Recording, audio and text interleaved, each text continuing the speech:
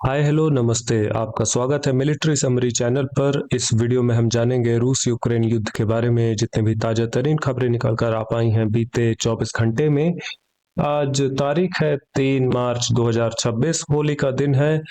होली की आप सभी को हार्दिक शुभकामनाएं। और शुरुआत करते हैं हम अपनी आज की इस वीडियो से। वीडियो की शुरुआत करते हैं हम जापोरिजिया फ्रंट लाइन से। खेरसौन की बात नहीं करेंगे क्योंकि खेरसौन में कुछ भी खास बात करने लायक है नहीं। I was told about the situation at the Zaporizhia nuclear power plants. It remains critical. कहने का मतलब जापोरिजिया न्यूक्लियर पावर प्लांट के आसपास जो हालात है ये अभी भी बहुत ज्यादा स्थिर नहीं है। यहाँ पर जो बिजली की सप्लाई है ये अस्थिर है। यहाँ पर जो पानी की सप्लाई है ये अस्थिर है। और किस समय हालात बद से बदतर हो जाए ये अनुमान लगा पाना इसका बहुत ज्यादा मुश्किल है।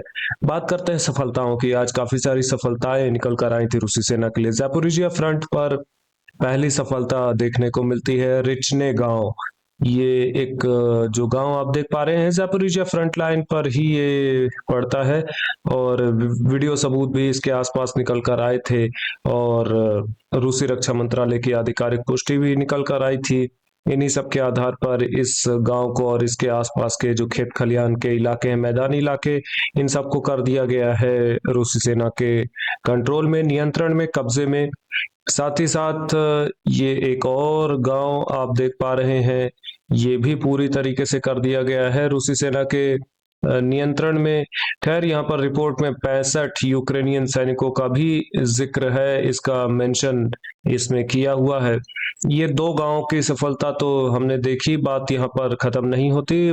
जापोरिजिया फ्रंट लाइन में ही वोस्तोक ग्रुप ऑफ फोर्सेस भी ऑपरेट करती हैं जिनके द्वारा यहाँ पर ऑफेंसिव किया जा रहा है। मैंने ब्लैक कलर में लाइन को खींचा, मुझे रेड कलर में खींचना था। यहाँ पर मैं अगर आपको बताऊं तो ये जो गांव आप देख पा रहे हैं इसके अंदर एंट्री कर चुकी है रूसी सेना और युद्ध के हालात तेज हो चुके हैं। और किसी भी समय अगले मेरे ख्याल से 2 से 3 दिन के अंदर खबर निकल कर आ सकती है कि कुछ सफलता भी है रूसी सेना की।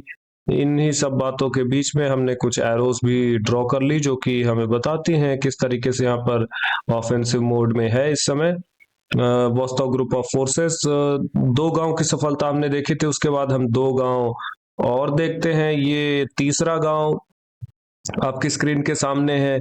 इसके शायद वीडियो सबूत या फिर आधिकारिक पुष्टि, हाँ, इन दोनों में से एक कोई निकल कर आई होगी जरूर।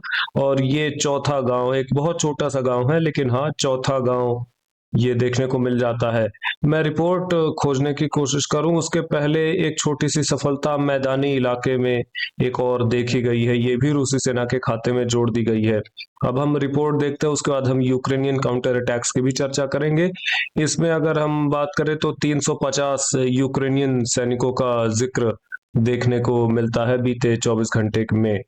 यूक्रेनियन काउंटर अटैक्स भी बहुत सारे हुए हैं। यहाँ पर अगर मैं आपको दिखाने की कोशिश करूं, मैंने लाल रंग में एरोज ड्रॉ कर दिए। मुझे इसको नीले रंग या फिर पीले रंग में करना चाहिए, येलो कलर में मैं आपको बताता हूँ। यहाँ पर अगर देखें तो बहुत सारी मल्टीपल रिपोर्ट्स ये कहती हैं कि उत्तरी छोर में यानी नॉर्दर्न फ्लैंक में यूक्रेनियन सेना के द्वारा बहुत सारे रिसोर्सेस भेजे जा रहे हैं। और इन जो काउंटर अटैक्स है इनमें कुछ सफलताएं भी है यूक्रेनियन सेना की। रशियन पर्सपेक्टिव इस बारे में ठीक उल्टा कहता है इसका। जो रशियन पर्सपेक्टिव है वो कहता है कि काउंटर अटैक्स हो रहे हैं लेकिन ये सभी विफल कर दिए जा रहे हैं रूसी सेना के द्वारा। और इनमें नुकसान भी उठाने पड़ रहे हैं बहुत सारे यूक्रेन को। खैर अभी इन दोनों ही बातों के लिए कोई खास वीडियो सबूत नहीं है, इसी कारण से हम इसकी एक नॉर्मल सी चर्चा जो हमने की इसके बाद फिर हम आगे बढ़ते हैं। पक्रोव्स्क मिर्नोग्राड फ्रंट लाइन, यहाँ पर बात करें तो पूरी फ्रंट लाइन पर इधर एक ऑफेंसिव मोड में दिखाई देती है रूसी सेना। मैंने आपको 3 एरोज तो बनाई और कुछ एक दो एरोज और भी हम बनाएंगे क्योंकि यहाँ पर 3 एरोज अपने आप में काफी नहीं है स्थिति को समझाने के लिए। एक बहुत चौड़े इलाके में, चौड़े से मेरा मतलब है कि एक बहुत वाइड फ्रंट लाइन अटैक देखने को मिल रहा है यहाँ पर रशियन आर्मी का। प्रिजनर्स ऑफ वॉर एक वीडियो निकल कर भी आया था किस प्रकार से कुछ रूसी सैनिकों को अरेस्ट होना पड़ा था यूक्रेनियन सेना के हाथों। मैं आपको इसको फुल स्क्रीन में करके दिखाता हूँ। ये देखिए, ये कुछ सैनिक हैं जो कि हाथ ऊपर करके और जा रहे हैं। ये रूसी सैनिक हैं जो कि यहाँ पर मौजूद थे, लेकिन अपनी सफलता को होल्ड करके नहीं रख पाए। इसी कारण से यहाँ पर लाल रंग में मैप अपडेट अभी के लिए नहीं किया गया है। ये एक अस्थिर सफलता थी जो कि शायद हो सकता है कि यहाँ पर यूक्रेनियन काउंटर अटैक्स सफल हुए और यूक्रेन ने इस इलाके को अपने कंट्रोल में वापस ले लिया, जिस कारण से यहाँ पर मैप अपडेट अभी के लिए नहीं देखने को मिलता है। रशियन मिनिस्ट्री ऑफ डिफेंस की रिपोर्ट मैं लोड करने की कोशिश कर रहा हूँ और सेंटर ग्रुप ऑफ फोर्सेस के लिए 360 यूक्रेनियन सैनिकों का नुकसान लिखा है बीते 24 घंटे के तौर में। बीते 24 घंटे में कॉन्स्टेंटिनोव का फ्रंट लाइन, यहाँ पर फैब बमबारी काफी सारी निकल कर आई थी। एक फैब 3000 की वीडियो मैं आपके लिए लोड करके दिखाने की कोशिश करता हूँ। ये जो बमबारी आपने देखी, ये फैब 3000 बॉम्ब का उपयोग करके की गई थी, जिसका जो वॉरहेड है, जो टोटल वेट है, ये 3000 केजी या कहें 3 टन के आसपास मिलता है, देखने को मिलता है। 4 गांव तो हमने देखे ही थे, अब देख लीजिए ये 5वां गांव भी फेदोरिव का द्रूहा नाम से ये कुछ एक गांव है। ये 5वें गांव के तौर पर आज देखा गया है कि ये रूसी सेना के कब्जे में आया है एफपीवी ड्रोन वीडियो सबूत के आधार पर। चलिए इसको हम थोड़ा सा एक दो दृश्य हम इसके देख ही लेते हैं, अगर ये थोड़ा जल्दी लोड हो जाए, जो कि मेरे ख्याल से हो चुका है। हाँ, और फुल स्क्रीन करके इसको मैं आपको दिखाता हूँ। हालांकि वीडियो क्वालिटी बहुत अच्छी नहीं है, ये मेरे ख्याल से ब्लैक एंड व्हाइट दृश्य थे पहले, और उसके बाद फिर हमें एक और दृश्य देखने को मिलते हैं। अलग अलग एपिसोड्स हैं यूक्रेनियन एफपीवी ड्रोन स्ट्राइक्स के। ये एक अंडरग्राउंड बेसमेंट है जहां पर एक रूसी सैनिक छुपा हुआ था, जिस पर कि एफपीवी ड्रोन से हमला किया गया। ये अलग अलग दृश्य जो निकल कर आए, जो हमने देखे, ये बताते हैं कि इस गांव पर पूरी तरीके से कब्जा हो चुका है युग ग्रुप ऑफ फोर्सेस का।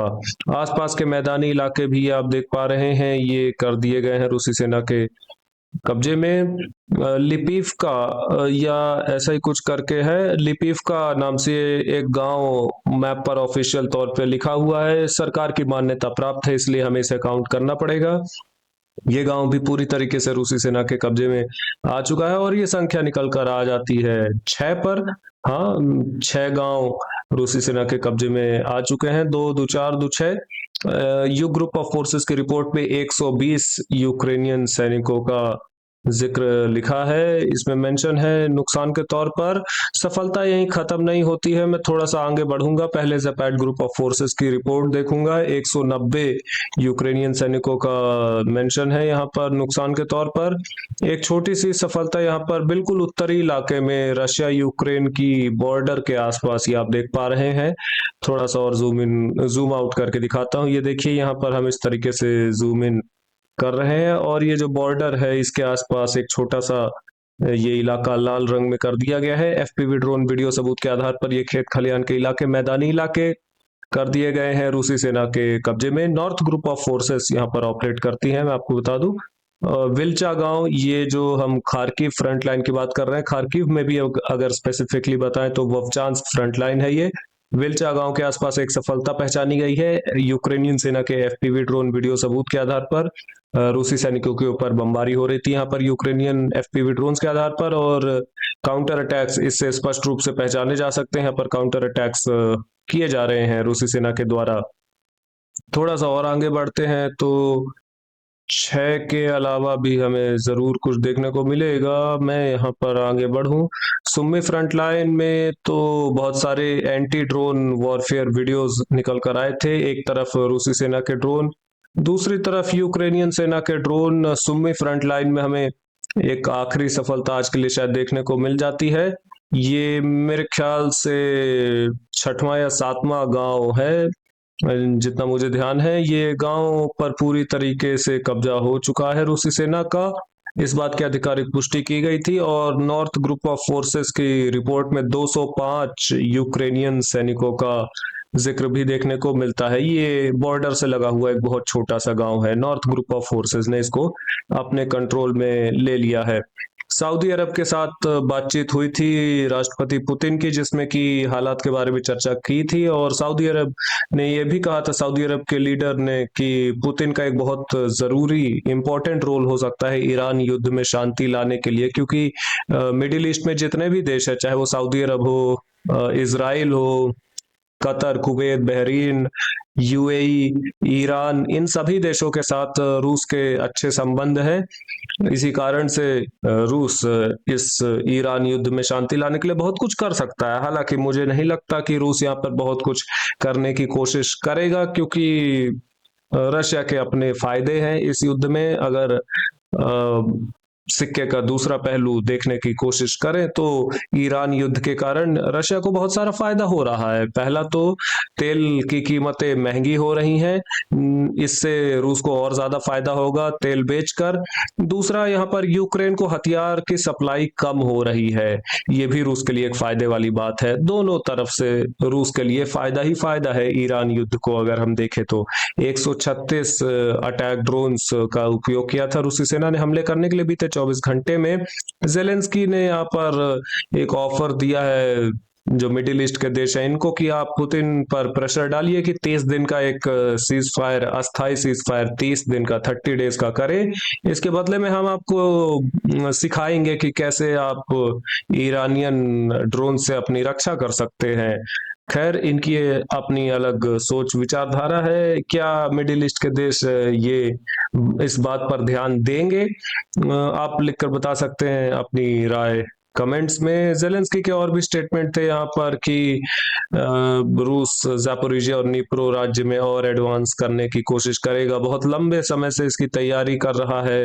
रशिया अगर नेगोशिएशन से पीछे हट जाता है तो यूक्रेन और भी तरीके अपनाएगा जिससे कि इस युद्ध में शांति आ सके, ये युद्ध खत्म हो सके। रशिया तैयारी कर रहा है यूक्रेन की जो वाटर सप्लाई है उस पर हमले करने की। जो पानी की सप्लाई आती है यूक्रेन में, इस पर भी हमले करेगा रूस, ऐसा यूक्रेन का मानना है। हो सकता है कि ये बात सही भी हो। अपनी धरती यूक्रेन तो देने नहीं वाला रूस को, ये तो हम सभी जानते हैं। लेकिन इस रिपोर्ट के आखिरी में एक और इंटरेस्टिंग बात लिखी है जो कि अपने आप में इंटरेस्टिंग नहीं है, ये भी हम जानते हैं। जेलेंस्की ने अपने वीडियो एड्रेस में लास्ट में एक पॉइंट कहा कि जब ये युद्ध खत्म हो जाएगा उसके बाद इलेक्शंस होंगे यूक्रेन में। भले ही कितनी भी रिपोर्ट्स आ जाएं कि अप्रैल में, मई में, जून में इलेक्शन होंगे वगैरह वगैरह, ट्रंप चाहे कितनी भी लंबी चौड़ी फेंक ले, लेकिन सच्चाई यही है कि इलेक्शंस नहीं हो रहे हैं यूक्रेन में। जेलेंस्की ने तो कह दिया कि युद्ध खत्म होने के बाद होंगे इलेक्शन। युद्ध खत्म होते हुए मुझे तो दिखाई नहीं दे रहा है। अगर किसी को दिखाई दे रहा हो तो शायद कुछ हो सकता है। फाइनेंशियल टाइम्स, यूरोपियन यूनियन ने यूक्रेन से कहा है कि द्रूजबा ऑयल पाइपलाइन का निरीक्षण करने के लिए हमारी टीम को इजाजत दीजिए। यूक्रेन देगा या नहीं, ये भी अपने आप में एक देखने वाली बात होगी। यूक्रेन के लिए नुकसान वाली बात है थोड़ी सी, क्योंकि अमेरिकन जो प्रेजेंस है ईरान युद्ध में, इससे यूक्रेन के लिए खतरा ये पैदा हो जाता है कि सप्लाईज तो कम आएंगी ही यूक्रेन को, साथ ही साथ अभी तक जो ब्लैक सी में इंटेलिजेंस के लिए जो प्लेन वगैरह देखने को मिलते थे ब्लैक सी में, कि American drones, American reconnaissance plane घूमते रहते थे ब्लैक सी में, जानकारियां इकट्ठी करते थे, यूक्रेन को देते थे। अब ये इंटेलिजेंस प्लेन, रिकॉनेसेंस प्लेन यहाँ पर ऑपरेट नहीं कर रहे हैं या बहुत कम कर रहे हैं। अब ये मिडिल ईस्ट में अपना जो काम है ये कर रहे हैं, जिस कारण से यूक्रेन को इंटेलिजेंस भी थोड़ी कम मिल पा रही है, ये बहुत कम मिल पा रही है। इस कारण से और ज्यादा दिक्कत पैदा हो जाती है यूक्रेन के लिए। इस वीडियो के लिए इतना ही। लाइक करें, सब्सक्राइब करें, शेयर करना मत भूलिएगा। ऐसे इंफॉर्मेटिव वीडियोस रोजाना देखने के लिए। Have a good day, bye bye.